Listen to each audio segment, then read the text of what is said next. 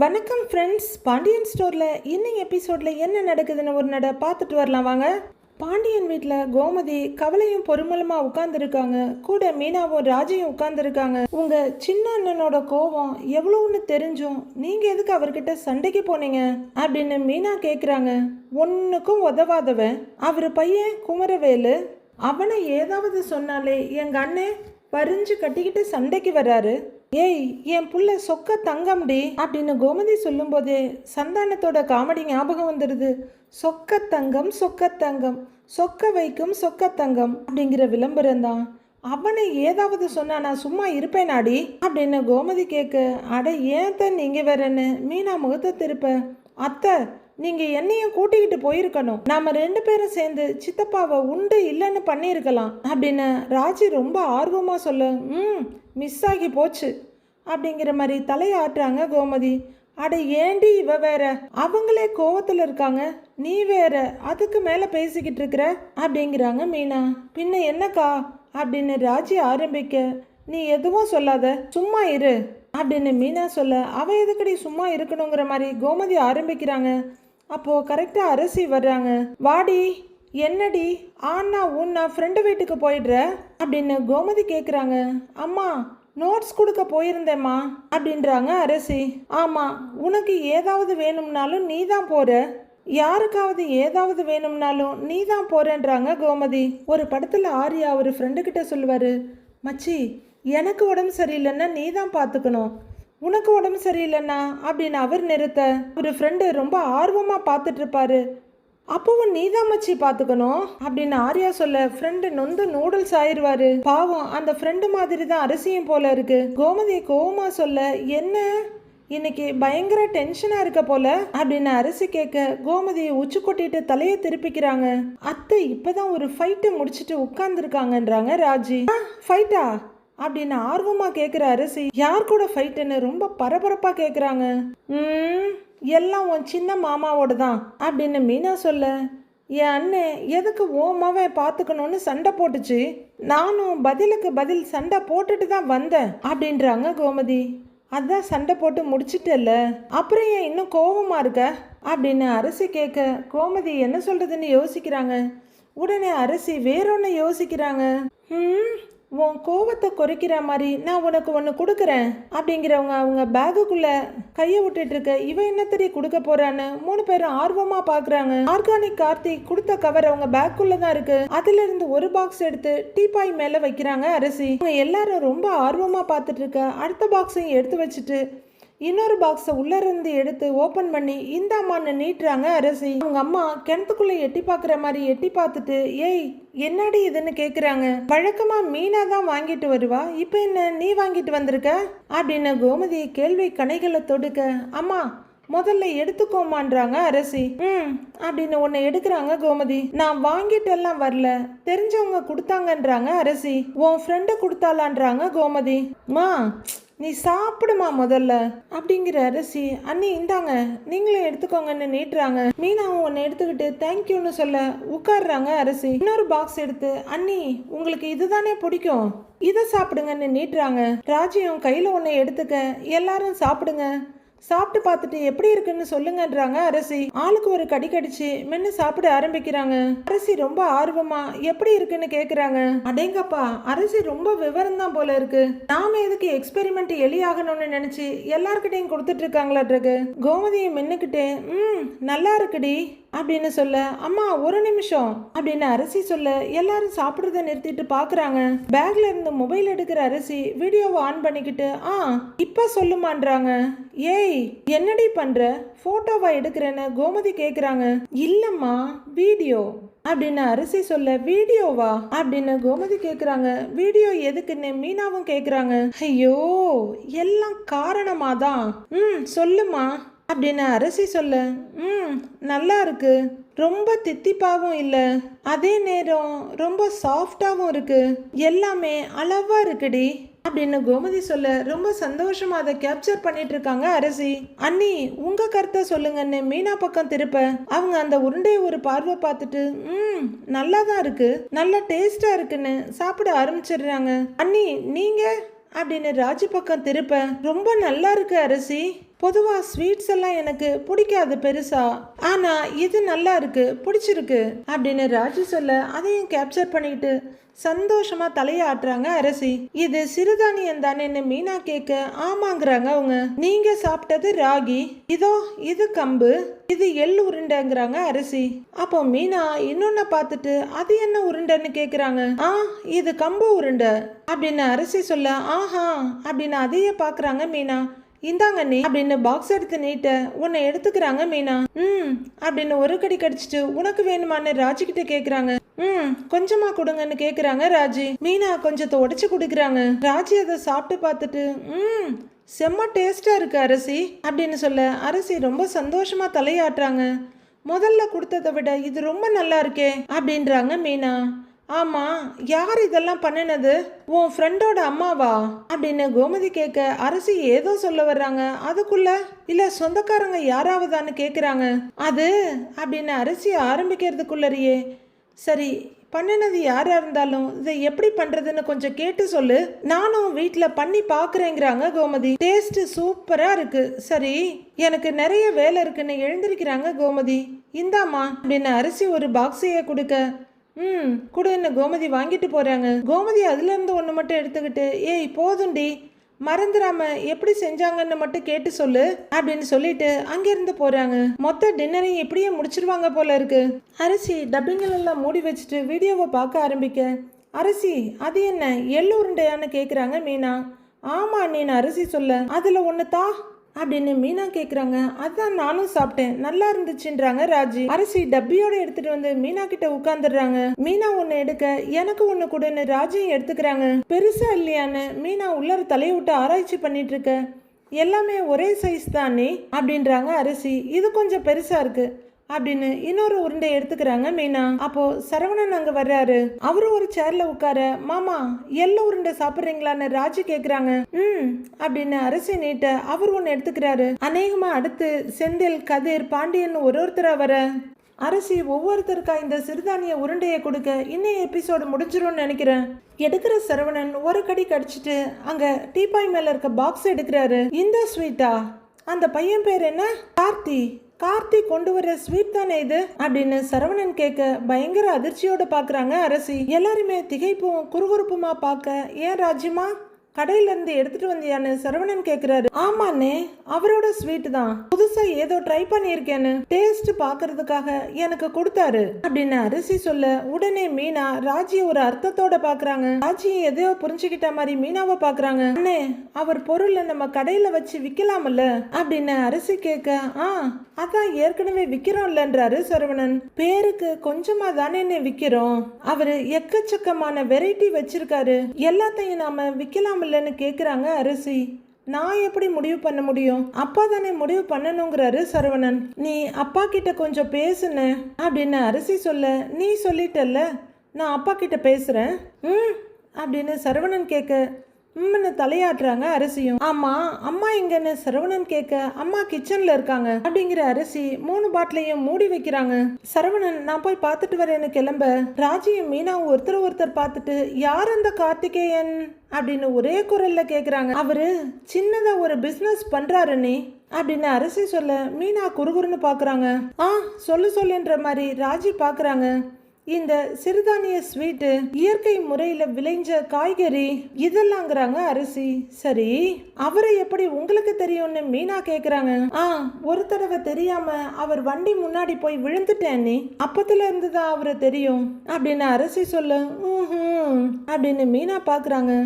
வண்டி முன்னாடி விழுந்ததுக்கெல்லாம் ஸ்வீட் கொடுக்குறாரா அப்படின்னு ராஜி கேட்க அப்படிங்கிற அரிசி இல்ல அவருக்கு எப்படியாவது நம்ம கடையில வந்து பிசினஸ் பண்ணணும்னு ஆசை. அப்பா சரியா பதில் சொல்லல, அதனால என்ன ரெக்கமெண்ட் பண்ண சொல்லி கேட்டுக்கிட்டாருன்றாங்க அரசி. அந்த கார்த்திகேயனுக்கு என்ன வயசு இருக்குன்றாங்க மீனா. தெரியல நீ கேட்கலன்றாங்க அரசி. நீ தான் பாத்திருக்கியே, கொஞ்சம் கொஞ்சமா சொல்ல பாக்கலான்றாங்க மீனா. அப்படின்னு கொஞ்சம் யோசிக்கிற அரசி. என்னை விட 2-3 வயசு பெரியவரா இருப்பாரு அப்படின்னு சொல்லி முடிக்க, ஓஹோ அப்படின்னு ராஜி அர்த்தத்தோட பாக்குறாங்க மீனா. ராஜி ரொம்ப ஆர்வமா இருக்காங்க கதை கேட்கிற மாதிரி. அவங்க 2 பேர் முகபாவனையை பாக்குற அரசி என்னன்னு கேட்க ஒன்னும் இல்லைன்றாங்க மீனா. அப்போ அரசியோட மொபைல் ரிங் ஆக அரசி மொபைலை பார்க்க மீனா எட்டி பார்த்துட்டு, யாரு அந்த கார்த்திகேயனான்னு கேட்குறாங்க. இல்லை இல்லை நீ என்னோட ஃப்ரெண்டு அப்படின்னு அரசி சொல்ல, அப்படின்னு தலையாட்டுறாங்க மீனா. நான் பேசிட்டு வந்துடுறேன் அப்படின்னு அரசி பேக்கை தூக்கிக்கிட்டு அங்கேருந்து கிளம்பிடுறாங்க. மீனாவும் ராஜியும் ஒருத்தர் பார்த்து சிரிச்சுக்கிறாங்க. கார்த்திகேயன் ஒரு இடத்துல உட்காந்துருக்காரு. அவரோட மொபைல்லேருந்து கிளிங் கிளிங்னு சவுண்டு வர எடுத்து பார்க்குறாரு, முகம் முழுக்க புன்னகையோட. அவர் ஒரு வீடியோவை ஆன் பண்ண, நல்லா இருக்குடி, ரொம்ப தித்திப்பாவும் இல்லை, அதே நேரம் ரொம்ப சாஃப்டாகவும் இருக்கு, எல்லாமே அளவா இருக்குடி அப்படின்னு கோமதி பேச ஸ்க்ரீனை பார்த்து சந்தோஷமா சிரிக்கிறாரு கார்த்தி. நல்லா தான் இருக்கு, நல்ல டேஸ்டா இருக்கு அப்படின்னு மீனா கடிக்கிறதும், ரொம்ப நல்லா இருக்கு அரசி, யூஸ்வலா எனக்கு ஸ்வீட் எல்லாம் பிடிக்காது பெருசா, ஆனா இது நல்லா இருக்கு, பிடிச்சிருக்கு அப்படின்னு ராஜி ரொம்ப சந்தோஷமா சொல்றதையும் பார்த்து முடிக்கிறாரு கார்த்தி. அவருக்கு சொல்ல முடியாத சந்தோஷம். உடனே அவங்க அரசிக்கு கால் பண்றாரு. அவங்களும் கால் அட்டன் பண்ணி சொல்லுங்கன்றாங்க. தேங்க்ஸுங்க வீடியோவுக்குன்னு கார்த்தி சொல்ல, வெல்கம் அப்படின்றாங்க அரசி.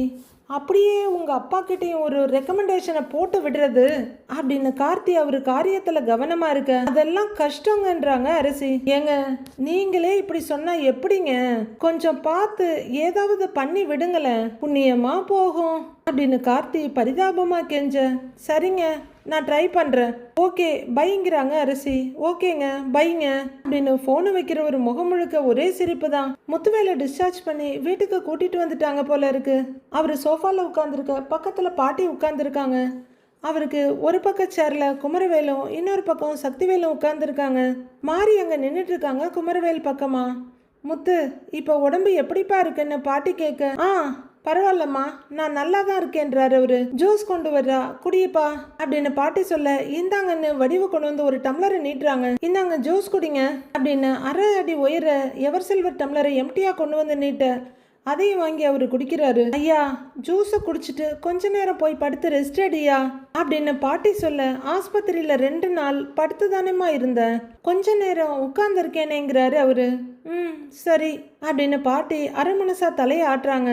அப்போ சக்திவேல் மெதுவா, அண்ணே இப்போ நிலைமை முன்ன மாதிரி இல்லைண்ணே, உங்களுக்கு என்ன பிரச்சனை என்ன ஏதுன்னு எங்க எல்லாருக்குமே தெரியும், இனிமே தொட்டதுக்கெல்லாம் அவங்கள கூப்பிட வேணாண்ணே, நாங்களே உங்களை பார்த்துக்குவோண்ணே அப்படின்னு சக்திவேல் சொல்றாரு. குமரவேல் உடனே, பெரியப்பா உங்களுக்கு முழுசாக குணமாகிற வரைக்கும் உங்களை எப்பெல்லாம் ஹாஸ்பிட்டல் கூட்டிகிட்டு போகணுமோ நான் கூட்டிகிட்டு போகிறேன் பெரியப்பா அப்படின்னு அமைதியாக இருக்க முத்துவேல் கிட்ட சொல்கிறாரு. சக்திவேல் சொன்னப்பவும் சரி குமரவேல் சொன்னப்பவும் சரி எதுவும் சொல்லாமல் அமைதியாக உட்கார்ந்துருக்காரு முத்துவேல். பாட்டி கலங்கின குரலோட, இங்கே பாரு கிழவி, நான் குத்துக்கல்லாட்டம் உட்கார்ந்துருக்கேன், அந்த கடவுள் என்ன வேணா எடுத்துக்கிட்டு உன்னை குணப்படுத்திட்டாருனா நல்லா இருக்கும்னு அழறாங்க பாட்டி. என்னம்மா அப்படிலாம் பேசாதம்மா, சும்மா இருங்கிறாரு முத்துவேல். பாட்டி கண்ணீரை தொடச்சிட்டு இருக்க, ஐயோ அத்தை எதுக்குங்க அத்தை இப்படிலாம் பேசுறீங்க அப்படின்னு மாறி சொல்ல, கண்ணீரை தொடச்சிட்டு நிமிந்து பாக்குறாங்க பாட்டி. இங்க பாருங்க அத்தை, நீங்களும் நல்லா இருப்பீங்க, மாமாவும் நல்லா இருப்பாங்க அப்படின்னு சொல்ல வடிவை திரும்பி பாக்குறாங்க. என்னை பத்தி கவலைப்படாதம்மா, நான் சீக்கிரம் குணம் ஆயிடுவேங்கிறாரு முத்துவேல். வடிவு தான் எதுவும் சொல்லாம எல்லாரையும் மாறி மாறி அமைதியா பாத்துக்கிட்டே இருக்காங்க. எல்லாரும் ஹாஸ்பிட்டல் வேலையா இருந்ததால கல்யாண வேலை எதையும் பார்க்க முடியல. நாளையில இருந்து கல்யாண வேலையை பார்க்கலாமான்னு சக்திவேல் கேக்குறாரு. ஆரம்பிக்கலாம் சக்தின்னு முத்துவேல் தலையாட்டுறாரு. அப்படின்னு சந்தோஷ புன்னகையோட பாக்குறாரு அண்ணனை. அப்படின்னு குமரவேலும் தலையாட்ட அது வரைக்கும் அமைதியா இருந்த வடிவு, தம்பி அப்படின்னு கூப்பிட, சொல்லுங்க அண்ணே அப்படின்னு வடிவை பாக்குறாரு சக்திவேல். இல்ல ஒன்னும் இல்லைன்னு நிறுத்திக்கிறாங்க வடிவு. அக்கா என்னமோ சொல்ல வந்தீங்களே, சொல்லுங்க சொல்லுங்கக்கான்றாங்க மாறி. எல்லாரும் வடிவையே பார்க்க, இல்ல குமாருக்கும் அந்த பிள்ளைக்கும் கல்யாணம் நடந்தே தான் ஆகணுமா அப்படின்னு வடிவு கேட்க பயங்கர அதிர்ச்சியோட பாக்குறாரு சக்திவேல். குமரவேலும் தான், ராமே ஆண்டாலும் ராவணே ஆண்டாலும் எனக்கு ஒரு கவலை இல்லைன்ற மாதிரி முத்துவேல் பாக்குறாரு. பதறி போற மாதிரி, ஏங்கா ஏன் அப்படி கேக்குறீங்க, மாமாவுக்கு உடம்பு சரியில்லைன்னு யோசிக்கிறீங்களா அப்படின்னு மாறி கேக்குறாங்க. இல்ல மாறி நான் அதெல்லாம் யோசிக்கல அப்படின்னு வடிவு சொல்ல, அப்புறம் வேற என்னக்கான்னு கேக்குறாங்க மாறி. சக்திவேலும் குமரவேலும் திடுக்குன்னு ஒருத்தர் பாத்துக்கிறாங்க. எனக்கு என்னமோ அந்த குடும்பத்திலிருந்து பொண்ணு எடுக்கிறதுக்கு மனசு ஒப்ப மாட்டேங்குது அப்படின்னு வடிவு சொல்ல, ஏங்க நீ இருந்திருந்து இப்பதான் சொல்லுவீங்களா அப்படின்னு கேக்குறாரு சக்திவேல். நான் நிச்சயதார்த்தத்துக்கு முன்னாடி இருந்தே சொல்லிக்கிட்டே தானேப்பா இருக்கிறேன், நீங்க தான் அதை பொருட்படுத்தவே இல்லை அப்படின்னு வடிவு சொல்ல அமைதியாவே உட்கார்ந்துருக்காரு முத்துவேல். ஏன் இப்ப அந்த குடும்பத்துக்கு என்னன்னு கேக்குறாரு சக்திவேல். உடனே பாட்டி, ஏன்பா புரிஞ்சுதான் கேக்குறியா, அந்த குடும்பத்தை பத்தி உனக்கு எதுவும் தெரியாதான்னு கேக்குறாங்க. பல்ல கடிச்சு டென்ஷனை குறைச்சிக்கிறவரு ஏன் ஆத்தா நீயும் அன்னி கூட சேர்ந்துட்டியான்னு கேக்குறாரு. டேய் இல்லடா அப்படின்னு பாட்டி ஏதோ சொல்ல வர, நீங்க எல்லாரும் ஒன்று சேர்ந்து என் கல்யாணத்தை நிறுத்திட்டு சந்தோஷமா இருங்கன்னு குமரவேல் கோவப்படுறாரு. என்னடா அப்படின்னு பாட்டி தவிப்பா 2 பேரையும் மாறி மாறி பார்க்குறாங்க. குமாரு, நீ எதுக்காக இப்ப கோவப்படுற?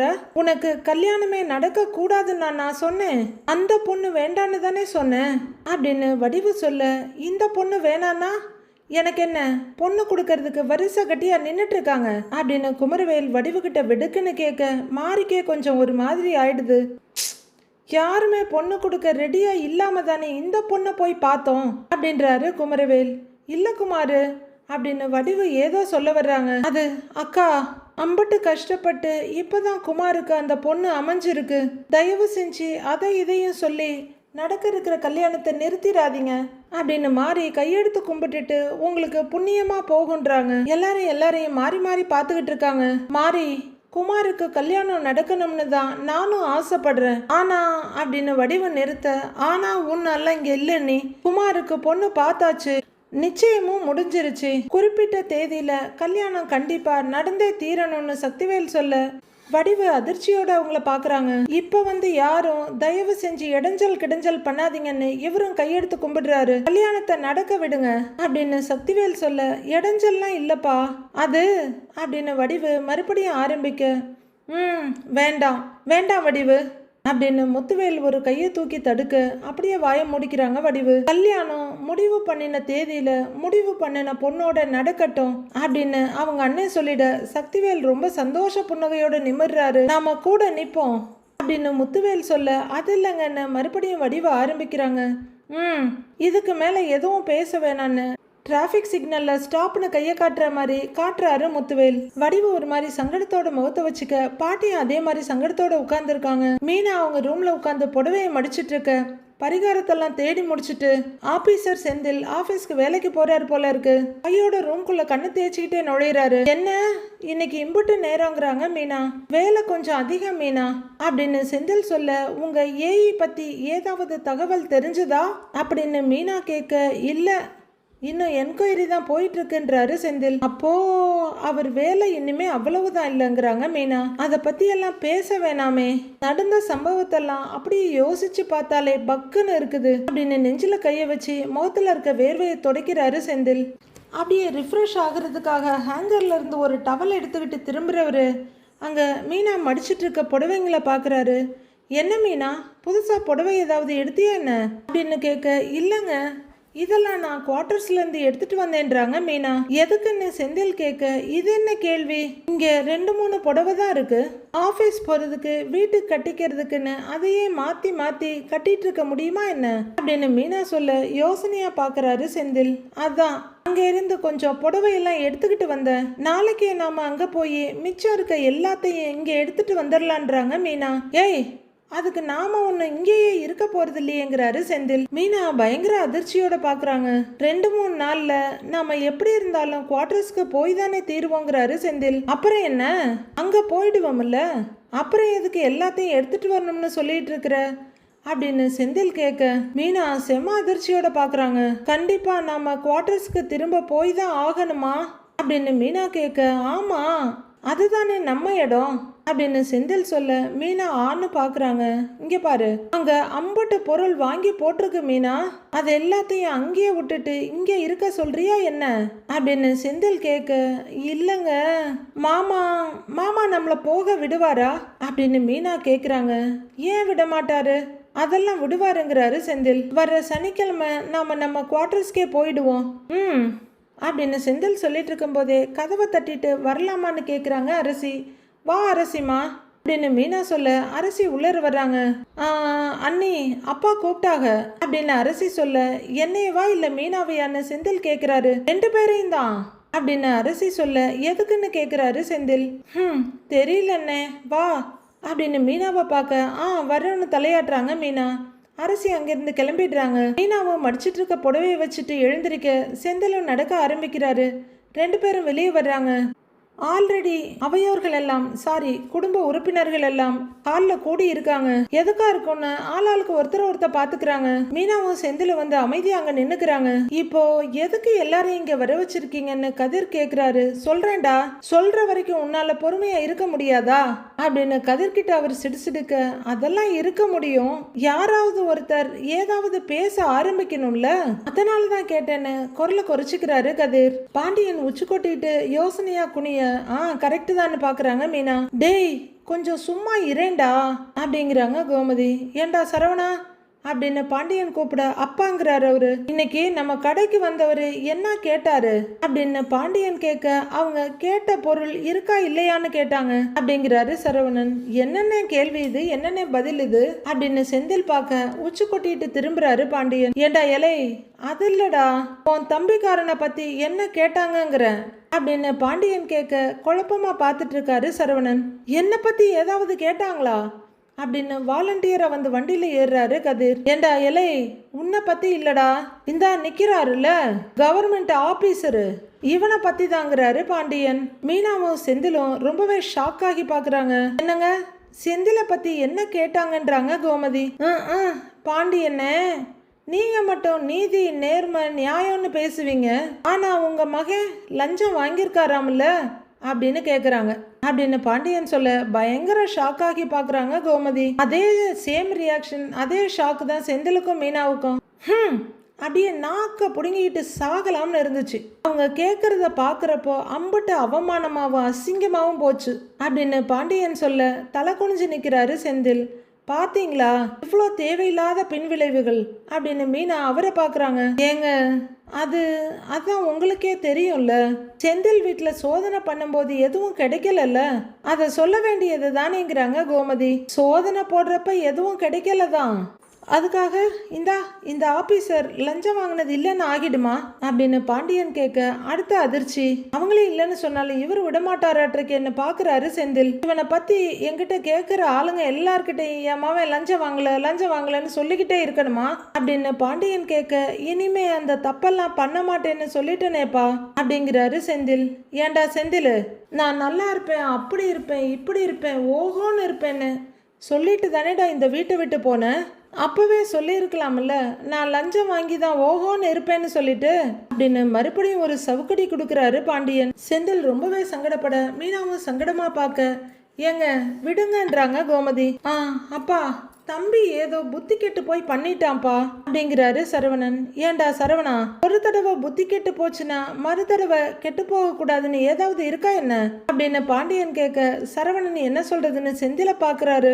இனிமே கண்டிப்பா எந்த தப்பும் செய்ய மாட்டேங்கப்பா அப்படின்னு செந்தில் சொல்ல, என்னமோ நீ தான் சொல்ற, எனக்கு ஒன்றும் அதுல பெருசா நம்பிக்கை இல்லடா அப்படிங்கிறாரு பாண்டியன். என்னங்க நீங்க அப்படின்னு கோமதி அவரோட கையை பிடிக்க வர, இல்லைங்கப்பா இனிமே நான் அப்படின்னு செந்தில் ஏதோ சொல்ல வர்றாரு.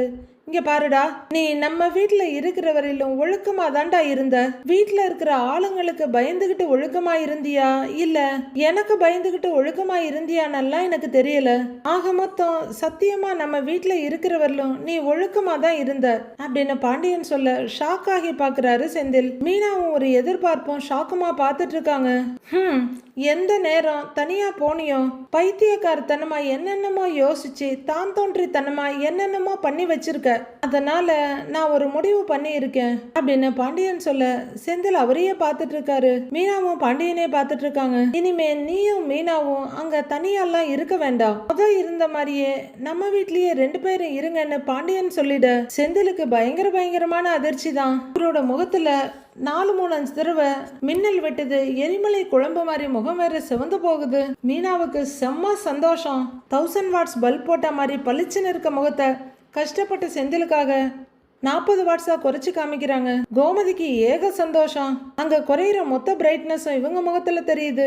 ஆஹா, அண்ணன் இங்கே வர போறாங்களா, சூப்பர்ன்ற மாதிரி கதிர் பார்க்க ராஜி அரசின்னு எல்லாருக்குமே சந்தோஷமா இருக்கு. நிமிந்து பாக்குற பாண்டியன், எலை என்னடா முறைக்கிற, உங்க 2 பேரையும் அங்க குவார்டர்ஸ்ல தனியா விட்டுட்டு எந்த நேரம் நீ என்னத்தை யோசிப்ப? அங்க என்ன நடக்கும்னு நினைச்செல்லாம் பயந்துகிட்டு இருக்க முடியாது. நீ மட்டும் கொழுத்து போய் ஏதாவது வம்பு வழக்குன்னு போய்கிட்டு இருந்தனா எக்லமா போடான்னு விட்டுருப்பேன்டா அப்படின்னு பாண்டியன் சொல்ல செந்தில் முகம் சுருக்கி பாக்குறாரு. மீனா ரொம்ப சந்தோஷமா இப்ப எதையும் மறைக்க வேண்டிய அவசியம் இல்லாம பாக்க, நீ செய்யற வேலையால எங்களுக்கும் அவமானம் கேவலம் தா மீனாவுக்கு தான் அம்புட்டு கஷ்டமும் போய் சேரும் அப்படின்னு பாண்டியன் சொல்ல, ஏண்டி இதுக்கெல்லாம் நீ தான் காரணமான்ற மாதிரி செந்தில் மீனாவை பாக்குறாரு. ஐயோ அந்த பிள்ளைகிட்ட ஏதோ இவன் வம்புக்கு போயிட போறான்ற மாதிரி கோமதி பாக்குறாங்க. இலை அப்படின்னு பாண்டியன் கூப்பிட டக்குன்னு அப்பாவை பாக்குறாரு. உன்னால அந்த புள்ள ஆஸ்பத்திரிக்கு போயிட்டு வந்ததெல்லாம் ஞாபகம் இருக்குல்ல அப்படின்னு பாண்டியன் கேட்க, அதுக்கு இல்லைங்கப்பா அப்படின்னு ஏதோ சொல்ல வர்றாரு. இலை நீ எதுவும் சொல்ல வேணாம்டா, நான் என் முடிவை சொல்லிட்டேன். இனிமே நீங்க 2 பேரும் நம்ம வீட்லயே இருக்கணும். இத சொல்றதுக்காக தான் எல்லாத்தையும் வர சொன்னேன், சொல்லிட்டேன் அப்படின்னு பாண்டியன் எழுந்து போக, தேங்க்ஸ் மாமாங்கிறாங்க மீனா. நல்லதுப்பா அப்படின்னு அவர் அங்க போயிட, டேய் செந்தில் அப்படின்னு சரவணன் உற்சாகமா கூப்பிட, ஏய் ராஜி அப்படின்னு மீனா ராஜி கிட்ட வர, ராஜியும் குழந்தை மாதிரி கையை நீட்டிக்கிட்டு ரொம்ப சந்தோஷத்தோட வந்து மீனாவோட கையை பிடிக்கிறவங்க அப்படியே கையை விட்டுட்டு 2 பேரும் டைட்டா ஹக் பண்ணிக்கிறாங்க. கோமதி ரொம்ப சந்தோஷமா உட்கார்ந்துருக்க, அரசி ரொம்ப சந்தோஷமா அண்ணன்களை பாக்குறாங்க. ஆனா செந்தில் மட்டும் பயங்கர கோவத்தை அடக்கிக்கிட்டு அப்படியே அம்மாவை குறுகுறுன்னு பார்த்துக்கிட்டு இருக்காரு. அடுத்து என்ன நடக்க போகுதுன்னு வர எபிசோட்ல பார்க்கலாம் ஃப்ரெண்ட்ஸ்.